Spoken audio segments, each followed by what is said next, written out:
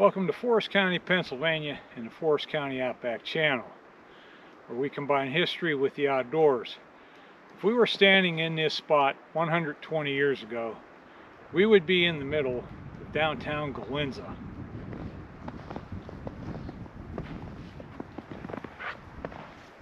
But that was then, and times have changed.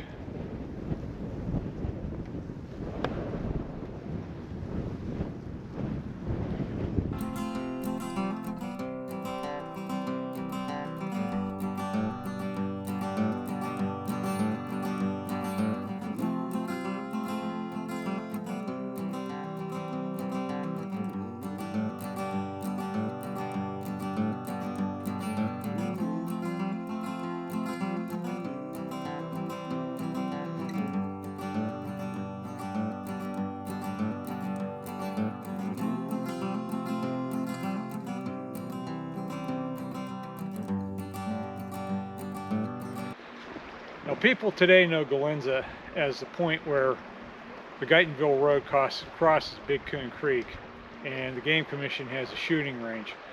Not many people realize that at one time, wood hicks, bark peelers, teamsters, boarding house matrons, railroad men, sawmill workers called this, and their families called this place home. This is Forest County Outback 51, Golinza, on the Forest County Ghost Town Trail.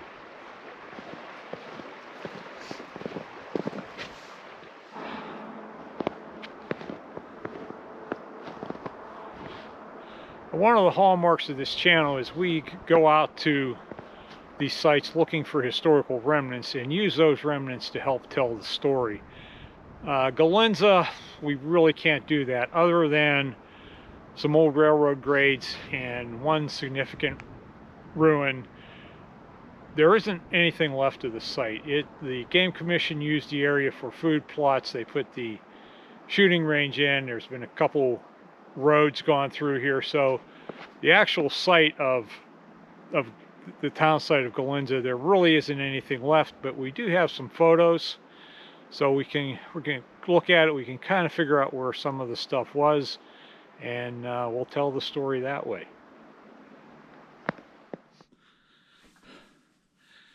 Everybody, we need to do a little business before we get into the video. 4 things you can do to help support the channel: like, subscribe, share, and comment. And something else you can do to help support us financially is we have 2 stores on our channel.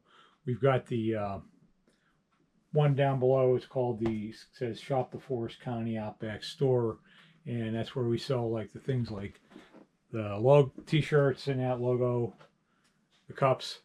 And then we recently started another store, which is store.forestcountyoutback.com, and that's a clickable link in the description of the video. And we have the Forest County Outback 2025 calendar, right? And we're also have the panoramic photo of Kellettville back in the heyday, and this is 42 inches long. Really great detail on this thing, and you can get it laminated or just a paper copy. And something else we're gonna add is a smaller copy, and this little paper. I guess you could laminate it too if you really wanted it, but it's a smaller copy of that photo. It's 18 inches long, and you know, things like that really help support the channel financially, help us keep making videos. And yeah, I hope you enjoy. Thanks for watching. Oh, and you can email me directly at terry@forestcountyoutback.com. Okay, on with the video. Now, as we talk about Golinza, we're also going to talk about Nebraska, because Golinza is about 4 miles up Coon Creek from where it joins Tynesta Creek at the site of Nebraska. And the story of the 2 towns are kind of intertwined.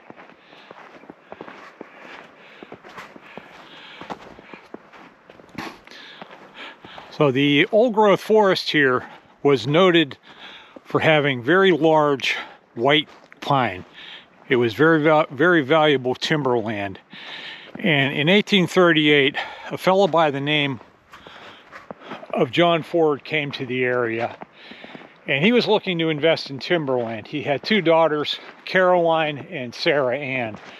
Now, these girls had received an inheritance from an uncle in England who specified that it be invested in timberland for the girls' benefits.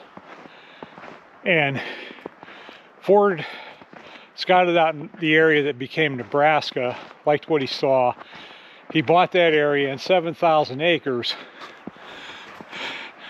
and that included up this stream and the site of Golinza.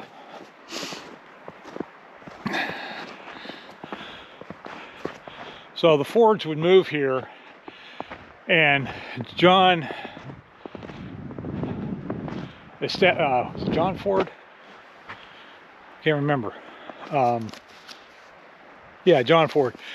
He established the first sawmill in Nebraska, a grist mill, and the sawmill here at Golinza.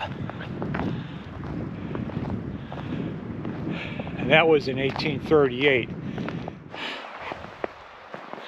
Now, in 1848, Caroline married a guy named George Lacey. And Nebraska at that time had been known as Ford Mills. It now became known as Ford and Lacey Mills because George went into business with his father-in-law.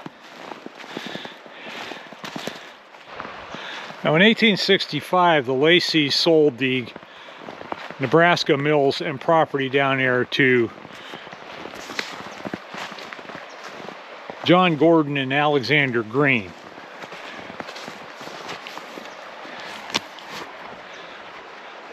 Now, Gordon and Green had been partners in the lumber business for quite a while. They had operated a large water-powered sawmill on Tynesta Creek, just below Bear Creek. And the Laceys retained control of the property up here. In 1866, John Cobb took a contract to operate the Golinza mill. He's kind of severe looking fella, isn't he?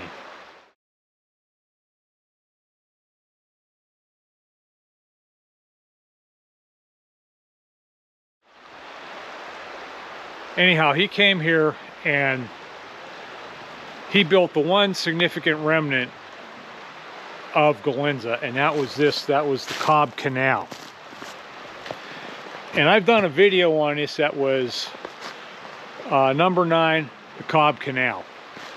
And there was a reservoir about a mile upstream that fed this. It was a raceway. They didn't send logs down here. It was used to send water down here to power a sawmill that sat down at the bottom of this hill. And the water went through a wooden sluice across the roof of the mill, and then onto a water wheel that was reportedly 25 feet in diameter and 20 feet wide.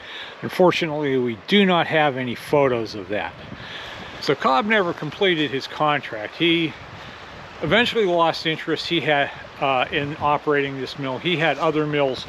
He and his sons built the Red Hot Mill, which is further upstream here, up on Little Coon Run. I did a video on that. That was number 23, the Red Hot. So the mill sat here for several years, and eventually Caroline's sons, George and I forget the other one, they took over management of this mill. Now, at the time, the lumber was being taken down to Tynesta Creek by a wagon road, and when Cobb had it, he was planning on building a wooden flume all the way down to Tynesta Creek, and that never came to fruition.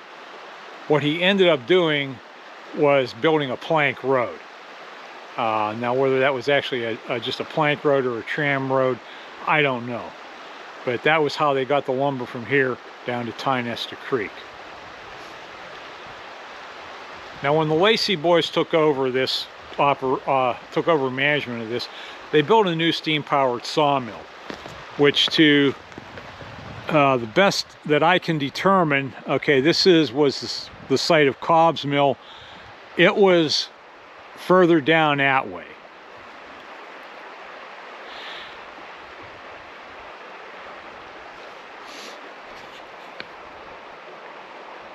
Now, it's necessary to briefly return to events at Nebraska. In 1870, Alexander Green lost his life. He had made a business trip down south and was returning home. He was traveling on a steamboat on the Ohio River, I believe somewhere near Cincinnati. And it was at night, it was very foggy, and safety was not a big concern at that time. They were more worried about keeping the schedule, so it was like full speed ahead no matter what. So they're traveling at night in this fog, and they collided with a downbound steamboat. And one of the steamboats had a deck cargo of barrels of unrefined crude oil. That caught fire and turned both boats into flaming wrecks within a few seconds. And there was a huge loss of life in this accident, and Alexander Green was one of them. At that point, John Gordon decided that he was no longer interested in operating the Nebraska mills, so he sold out to a partnership of Teddy Collins and Sanford Holbrook. And this is significant because this was the first large purchase Collins made in the Nebraska Creek watershed, and he would eventually own most of it, but this was his first foray into the area, and that was significant a little bit later on to Golinza.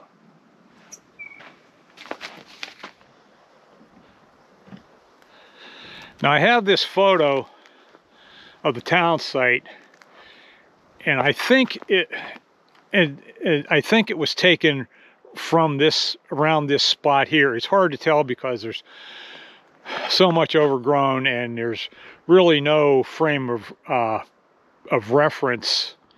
You know, there's no sites here that give you a frame of reference as to what was what. But I think this was about where this was taken. And that large white house closest to us, that was George Lacey's house, and the building just downhill from it was the store, and the other large white house to the left was his brother's house. I wish I could remember his name right now. Okay, so now we're getting down. This is the area where I think the Lacey house and the store was, but as you can see, it's been worked over, it's been planted. There's just no sign of anything. You can't tell exactly where anything was.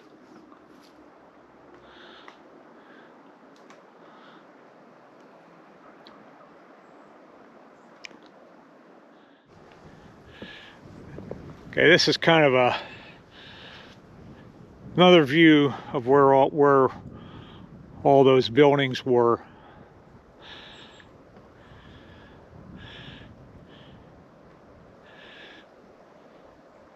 And that over there is the shooting range, and the houses and everything extended down that way too. And one of the things I forgot to mention,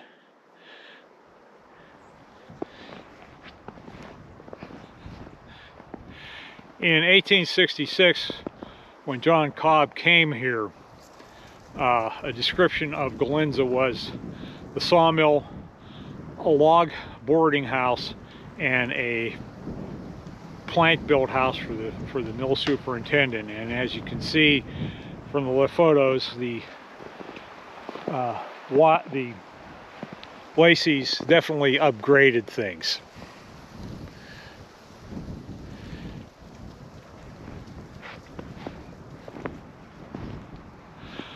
So things hummed along until about 1890. In October 1889, George Lacey was minding the company's store, and a young man, 19-year-old named Charles Hewlett, walked in, and he was described as a deranged youth, and also described as a disgruntled employee. Could have been both. Anyhow, nobody's sure what happened, what precipitated it, but Hewlett pulled out a revolver and shot George Lacey, who died later that night. And Hewlett, there was no doubt about his guilt, and he received a 10-year sentence, which seems awfully light even for that time period.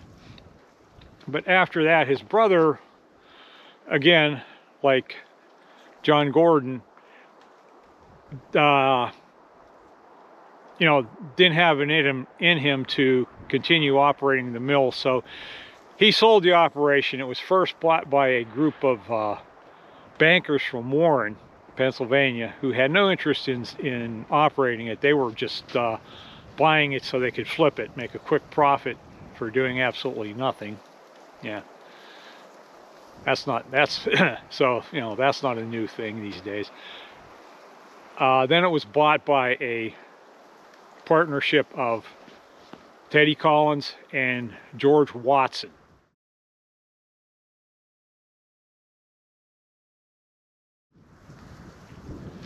Now, Watson was a local boy who had done well. He was born at a place called Heiner's Reach, which is a little bit above Nebraska. It's kind of between Big Coon Creek and Little Coon Creek.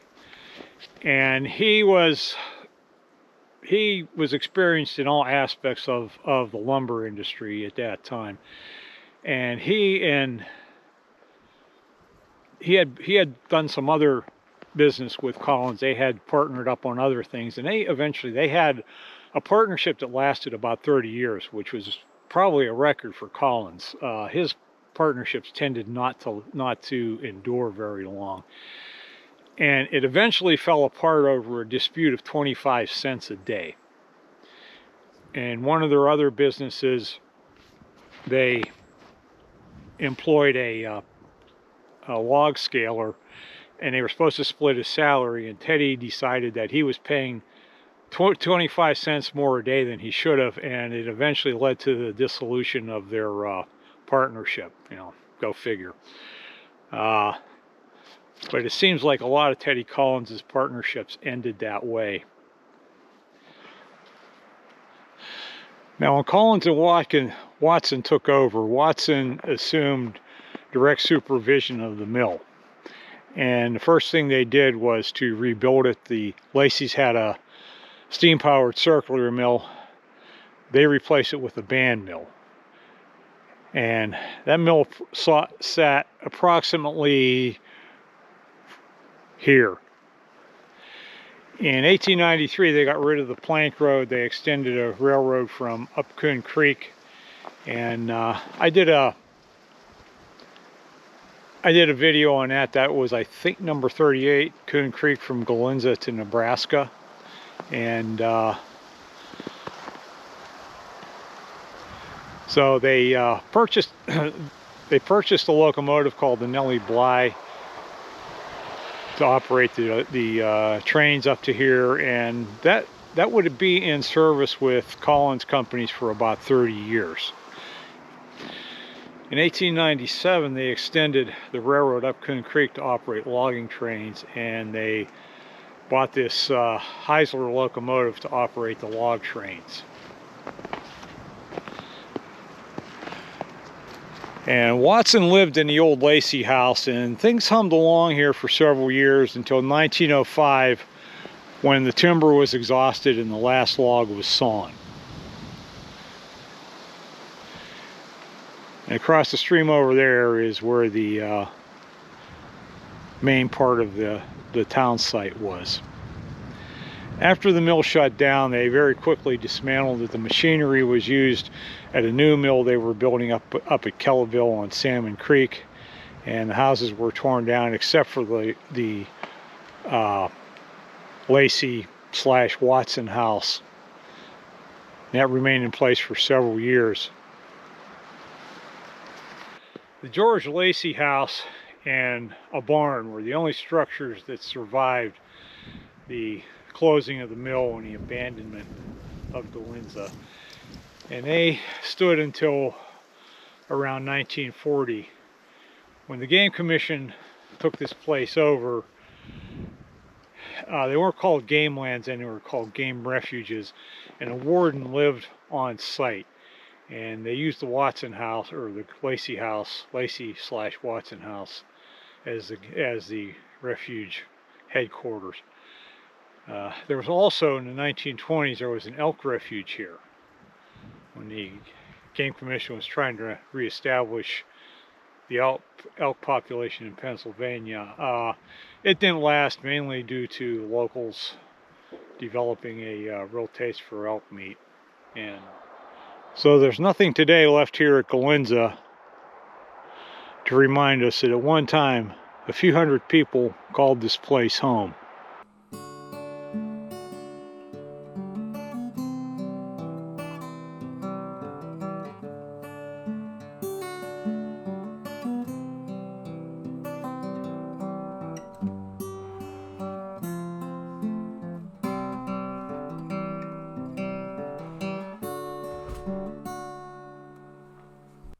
Yeah, go ahead.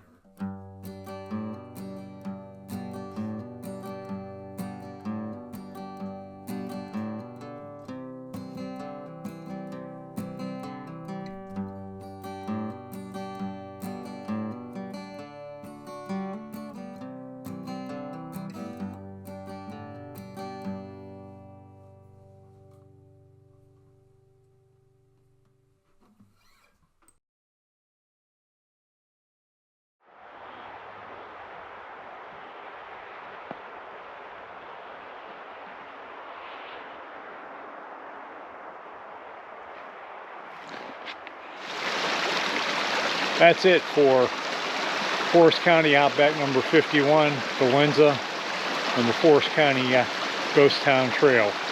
Don't forget to like, subscribe, share, comment, and thanks for watching. Catch you on the next one.